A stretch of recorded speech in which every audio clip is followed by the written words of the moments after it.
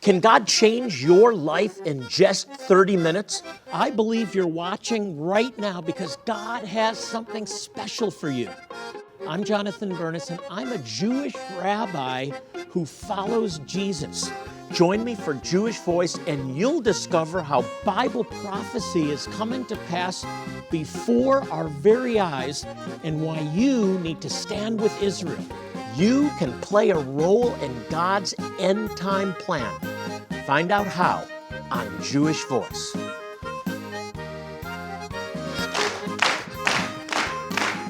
Well, shalom and welcome to Jewish Voice, where we help you to understand the Jewish roots of your Christian faith, Bible prophecy, and why you need to stand with Israel.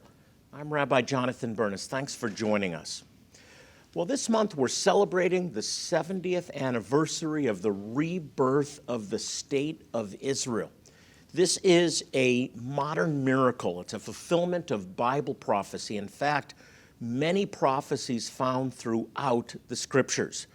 My guest today is here to share about an extraordinary book that he's created that's filled with historic photos and the rich history of God's land. Incredible images spanning 100 years. Please welcome Doug Hershey. Doug, welcome. I think this is one of the most interesting and exciting books about Israel that I've ever seen. And I really want to convey this to you. This is extraordinary. So I want to tell people what this is about specifically in just a minute. I want to first hear how you got the idea for this, because it's an incredible concept. I've been back and forth to the land of Israel for about 20 years, and most recently in the last 10 on a more regular basis. And for me, one of my favorite drives throughout the land is going from the Galilee region down the Jordan Valley to Jericho. And for my first few trips that I've been there 20-some years ago, it was dry and desolate.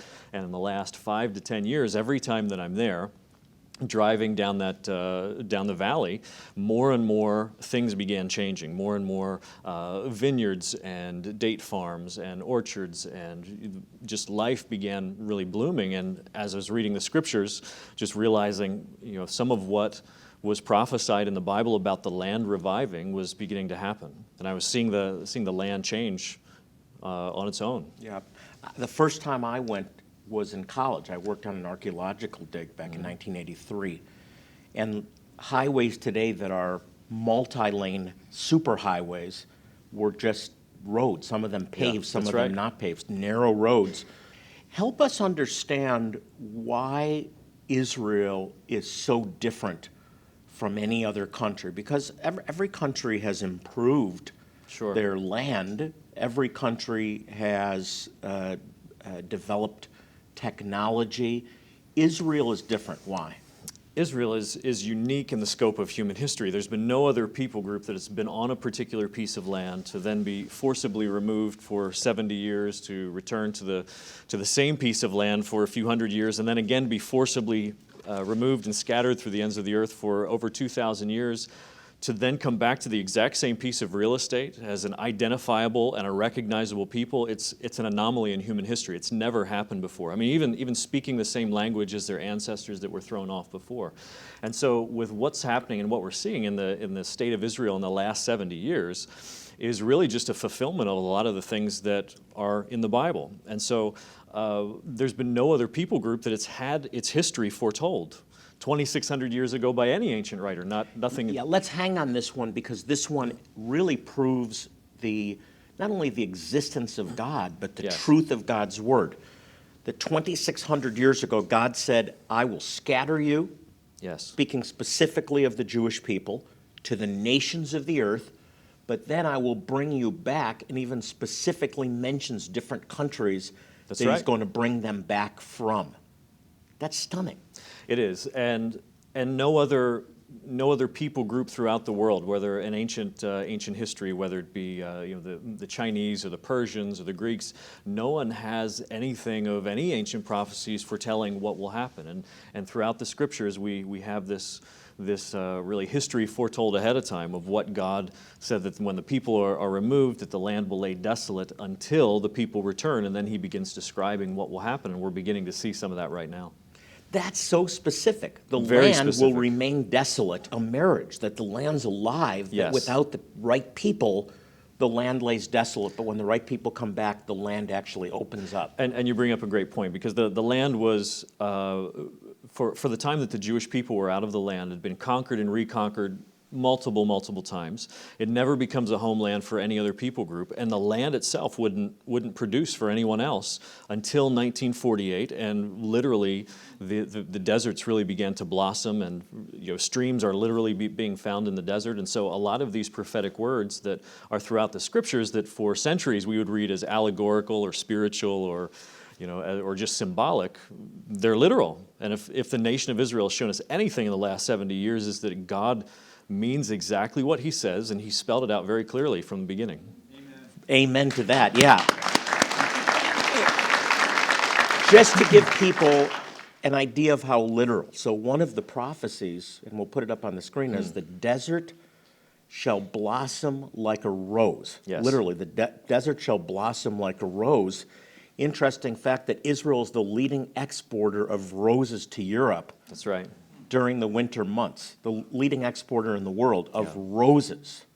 Is that a coincidence? Yeah, not at all. And it's the same thing with Isaiah 27. It talks about, in that day Jacob will take root and will fill the earth with fruit. It's literally happening. And so much of the vegetables and flowers and the fruit production is happening in the Negev desert. And so it's literally producing exactly what Isaiah said. I also want to get into the irrigation, the whole irrigation technology in Israel. But the thing that's so profound in the book is taking photographs from the 19th century and early 20th century and showing how barren the land is, and then shooting the same exact spot from the same exact angle. Doug, give me a couple of examples of the experience when you were actually looking at the ancient photograph, what it's become today as this process was, as you were undertaking this project. Yeah, I mean, in the book there's over 25 locations with over 100 photo comparisons, and so some of the sites we would go to in a way it was almost a little frustrating, because I know I would be standing on the exact spot, but I couldn't get the landscape of the old photos because of how much had grown up, and because of the buildings, and because it just so much had grown. But oftentimes, if I was in a place where I didn't know, I would go into a market and try to find an older gentleman that's most likely lived there, and I did that in Jericho. So down in Jericho, I go in, and I have this photo, it's in the book, and I even write a little bit of a story in there about that, about going in, having a photo from the late 1800s. The Jericho Plain, the Jordan Valley in the background is completely empty, and there's just this little stone arch that looks like ruins at the time from the 1890s, and I'm thinking, what are the chances that I'm going to find this? And so I go into a market and I find an older gentleman, 60s, 70s, that had grown up there, and I'm showing him on my laptop, and I said, do you have any idea where this is at? And he kind of laughed, and he says, that's the old sugar mill. Let me take you right to it. And so he took me right to it, and I had coffee, sat down, spent some time with him. But there were so many of these sort of day-to-day experiences where I had no idea where to go. I bump into the right person who says, Yes. I'll take you right to it. And so it's called a God incident, my Indeed. friend, a God Indeed. incident. I want to talk about some specific prophecies that you mentioned in the book, like Ezekiel 36. Yeah. I want to talk about Mark Twain's experience, what he Yes. wrote in the 1860s. Yes. The first photograph of Jerusalem, 1844, back when photography was brand new. I want you to get this book. It's really, really profound. If you love Israel, you will connect with this book. You'll learn a whole lot more than you know now. It's absolutely amazing. We have some other materials we want to get into your hands as well. Here's how. Do you need encouragement that God can transform you? Israel Rising by Doug Hershey will show you how God is fulfilling His promises to Israel and how He will fulfill them for you. This stunning photo book shows God's blessing on Israel that changed it from a desert wasteland to a rich, abundant oasis in the Middle East. Order Israel Rising by Doug Hershey now, and we'll sow a special gift into your life, the Miracle of Israel DVD. This award-winning documentary film shows how God is fulfilling Old Testament prophecies one by one before our very eyes. Both are yours for a one-time gift of $40 or more. Or you can become a new monthly partner for $30 a month or more.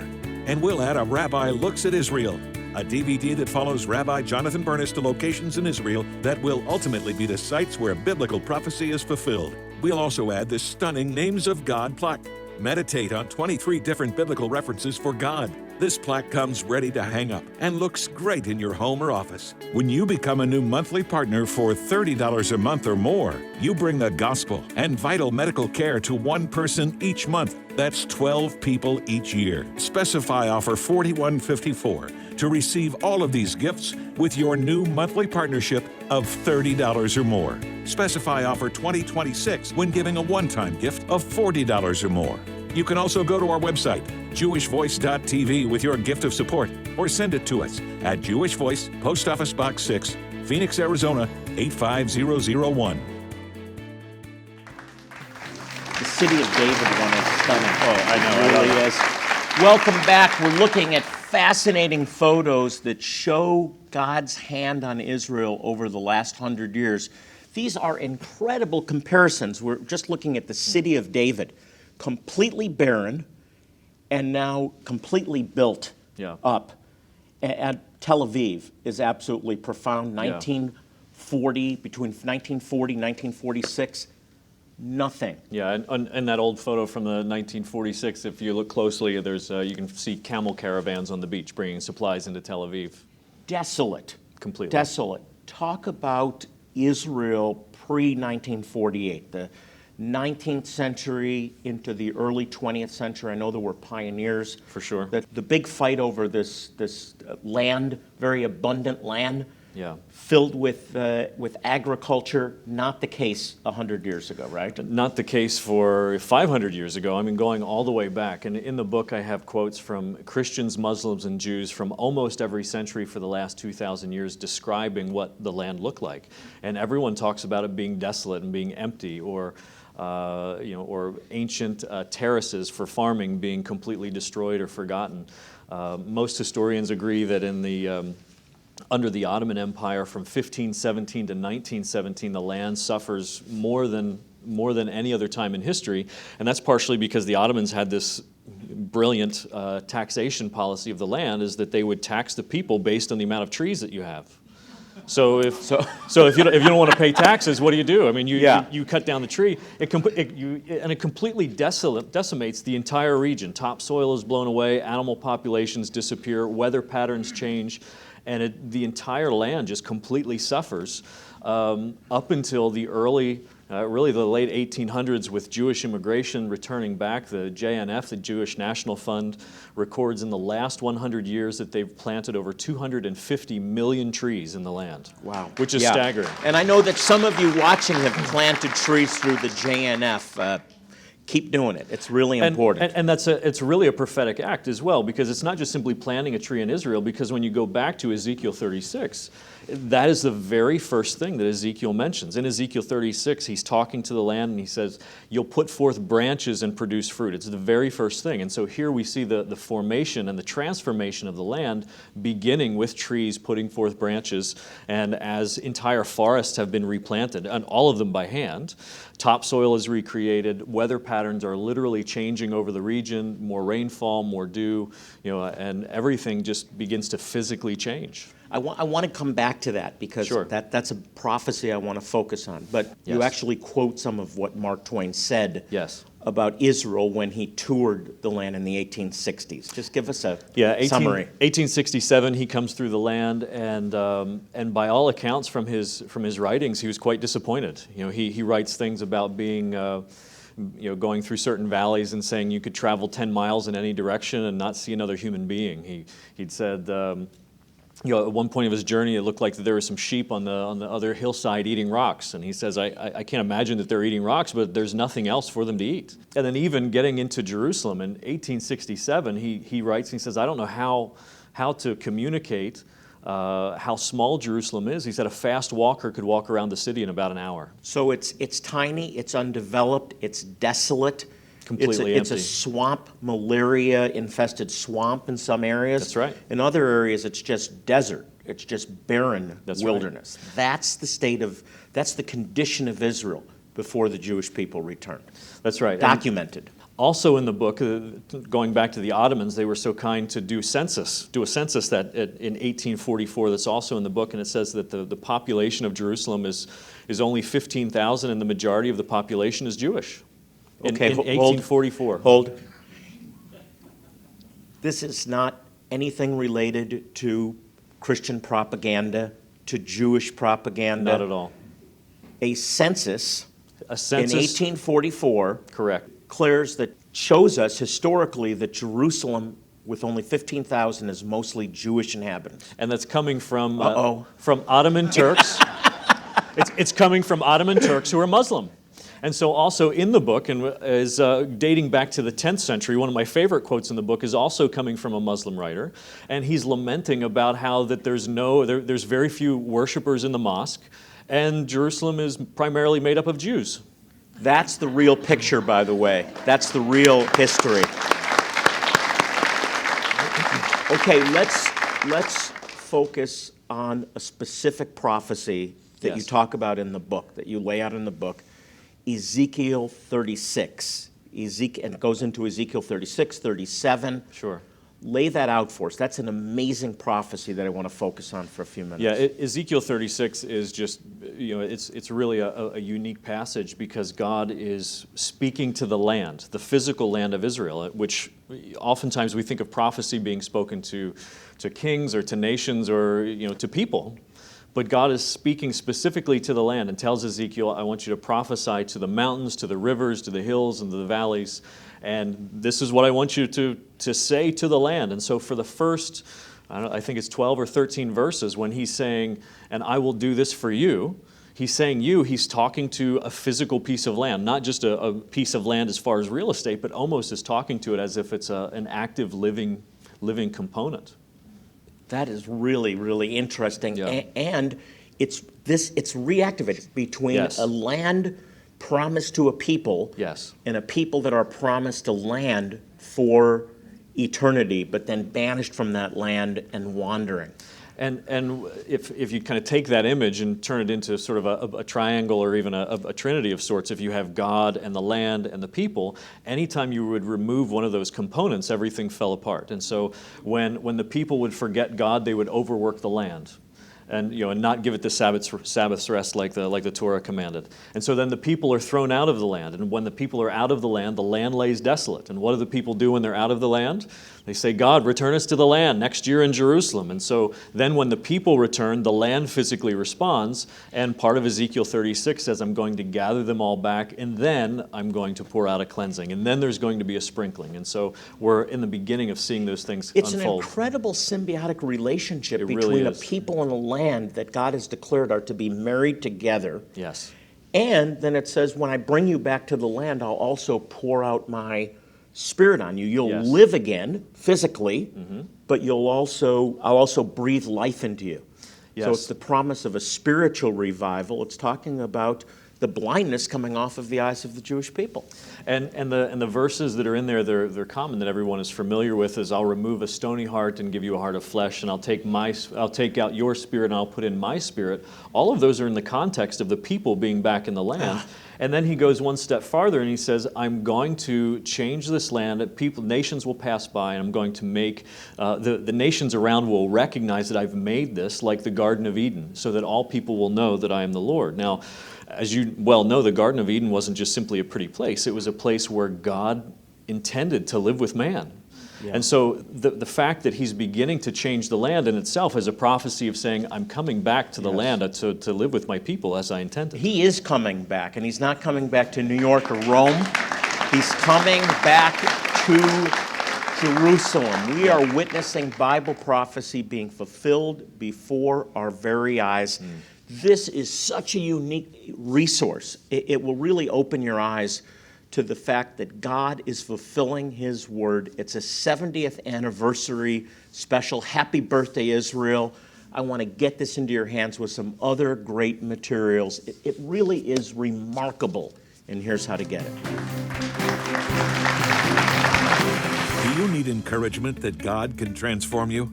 Israel Rising by Doug Hershey will show you how God is fulfilling His promises to Israel and how He will fulfill them for you. This stunning photo book shows God's blessing on Israel that changed it from a desert wasteland to a rich, abundant oasis in the Middle East. Order Israel Rising by Doug Hershey now, and we'll sow a special gift into your life, the Miracle of Israel DVD. This award-winning documentary film shows how God is fulfilling Old Testament prophecies one by one before our very eyes. Both are yours for a one-time gift of $40 or more. Or you can become a new monthly partner for $30 a month or more. And we'll add a Rabbi Looks at Israel, a DVD that follows Rabbi Jonathan Bernis to locations in Israel that will ultimately be the sites where biblical prophecy is fulfilled. We'll also add this stunning Names of God plaque. Meditate on 23 different biblical references for God. This plaque comes ready to hang up and looks great in your home or office. When you become a new monthly partner for $30 a month or more, you bring the gospel and vital medical care to one person each month. That's 12 people each year. Specify offer $41.54 to receive all of these gifts with your new monthly partnership of $30 or more. Specify offer 2026 when giving a one-time gift of $40 or more. You can also go to our website, jewishvoice.tv, with your gift of support, or send it to us at Jewish Voice, Post Office Box 6, Phoenix, Arizona 85001. Welcome back. My guest is Doug Hershey. What an amazing book, and what a great way to celebrate Israel's 70th anniversary. You made a comment to me, Doug, earlier that I just want you to expound on. You said Israel's the only place where the desert is actually contracting, Yes. as opposed to expanding. Yeah, unpack that one. Yeah, of all the nations on the earth, Israel's the only place, again, where they're shrinking and not expanding. All the deserts everywhere else are expanding. And part of that comes down to water. Right now, Israel has 4 desalinization plants, 3 that are along the Mediterranean, 1 down at the Red Sea, that will take seawater and their system, and in about 45 minutes come out with fresh drinking water. And so right now, Israel is producing over 40% of its water demands at these desalinization plants. From that point, the wastewater that Israel produces, over 90%, almost 90%, is going to a place that will then sort of reconstitute the water and send that back into agricultural purposes at water reclamation plants. And so Israel is far and away the leader as far as desalinization, water reclamation, and desert farming. And as a result, everything is growing. It's just stunning. It's absolutely stunning that Israel's not just survived. Yes. Israel is prospering. And again, if we point back to Ezekiel 36, it's something that it says in Ezekiel 36 as well. It says, speaking to the land, God says that you will no longer bear the reproach of famine among the nations. And so quite literally, right now, they're estimating that by 2050, that almost 70% of the water demands for Israel will come from these desalinization plants coming out of the sea. And so quite literally, what we're going to see in a very short amount of time is Israel will most likely become the first drought-proof nation ever. So that if it never rains in Israel again, they're pulling water out of the sea, they're using the wastewater for agriculture. And that was their number one threat some years ago. That's their right. Number one threat. When I first started going 20 years ago, everyone was concerned about the next war being over water, and now Israel's becoming water God independent. said it, I will bless you, and I will make you a blessing to the nations. I'll bless those who bless you. Yes. And curse the one who curses you. The contrast between the before and after, 1933, 2016, it's just radical. Yes. It's radical. It's stunning. What's your favorite picture in this? Oh man, I book? have so many. But there's probably the one of Tel Aviv on the back is just simply stunning. Tel Aviv, 1909, the city begins. This one's taken in the 1940s. But why that's significant to me is every major piece of technology that we're using right now, whether it be cell phones or computer components or the flash drives to move information or voicemail or instant messenger, whatever, pick a technology, it was all designed in that city, which really literally didn't exist before 1909. It's just an amazing contrast. What do you hope people get out of this book? Last question. Yeah, 2 things. One is that God is faithful. It's unfolding exactly as He said. and probably it's one of the most unique times to be alive in history. Here we have God after 2,600 years doing things exactly as he said. It's not allegorical, it's not symbolic, it's not so much of a spiritual application. He's literally causing the deserts to bloom. He's literally saying to the land, you'll be cultivated and sown. It is. He says all of these waste and forgotten cities, you'll be rebuilt. It is. It's happening exactly as he said. And so we're seeing the Bible not just something to read anymore and to pull spiritual significance, but it's tangibly happening in front of us, and the book is providing photographic evidence to that. Doug, well done. Well done. It's Thank a you. great resource. And it makes me think of this statement, Am Yisrael Chai, the people of Israel Yes. live. Yes. God declared it. God's fulfilling his word. He wants you to live. He wants you to have life, and he wants you to have it abundantly. Listen, we're here because we care about you. God loves you, we love you, and we're here. If you have any questions, if you have prayer needs, remember that's why Jewish Voice exists. You can log on to our website. It's jewishvoice.tv. Hey, I hope you have a good church or congregation you go to, but I want to be your rabbi by television because I really do care about you. We pray for every need that comes in to this ministry. So just know God loves you, and so do we. I want to thank Doug Hershey for joining us today. And as I close the program, I want to remind you, as I always do, to pray for the peace of Jerusalem. Psalm 122:6 says, to pray and you will prosper. Well, until next time, I'm Rabbi Jonathan Bernis saying shalom and God bless you.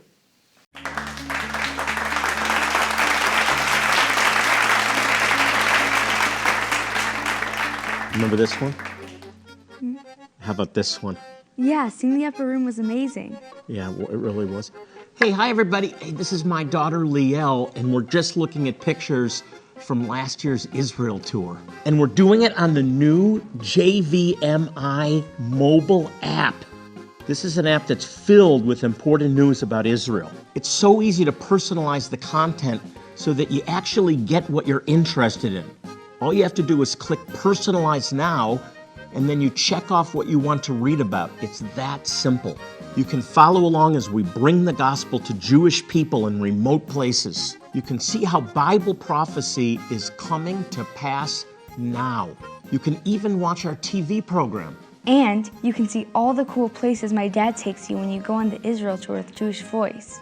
These are amazing memories, aren't they? Mm-hmm. What do you like the most about the Israel trip last time? I liked when we dipped our toe into the Dead Sea. Yeah.